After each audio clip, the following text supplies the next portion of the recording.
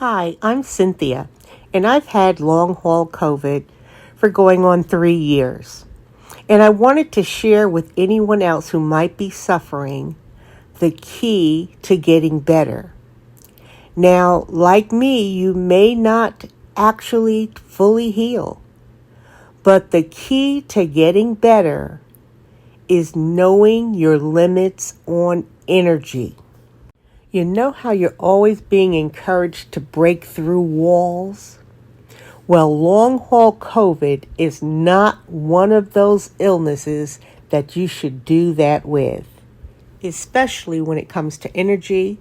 And the next clip is going to explain to you why. If you have any questions, feel free to ask them in the comments.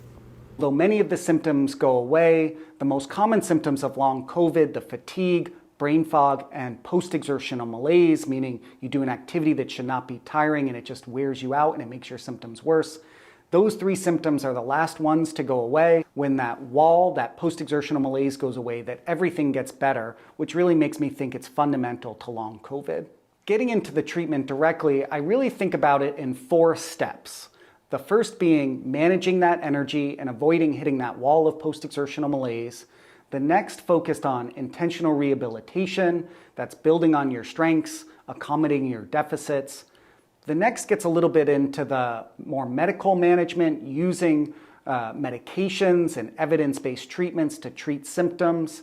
And then the last step, which I hope will be the first step one day, is really looking at the targeted therapies that treat long COVID directly. But unfortunately at this time, all of those are purely experimental and we don't know if they work for everyone yet. I think the most fundamental and first step of treating COVID is really managing energy. And the part I really have to tell everyone is that wall of post-exertional malaise is real and there's no way around it. That is the illness for most people. The best advice I give people is don't push through.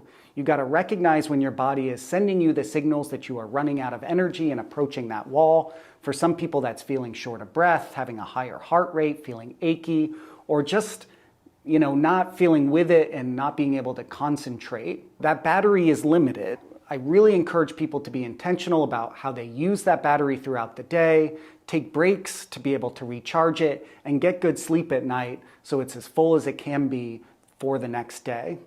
And what we've really seen with long COVID is that, both physical, mental, or even emotional exertion can drain that battery. So it's very important how you use the battery for all those activities. And even passive activities like watching TV or scrolling through the phone can also drain that battery, whether you intend to use it that way or not.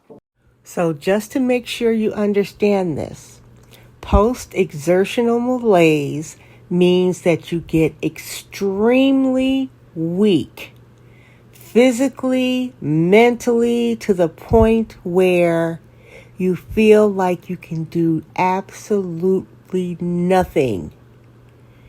That even breathing is a chore.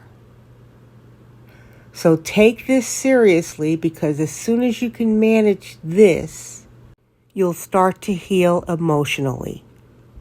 In the next post, I'll show you how to manage your energy. But meanwhile, just know that if you have long-haul COVID, you may qualify for Social Security disability and or your long-term private insurance. You may even qualify to work from home for health reasons. The following clip will help you to understand that. Oh, hey man, I noticed you haven't been in the office much.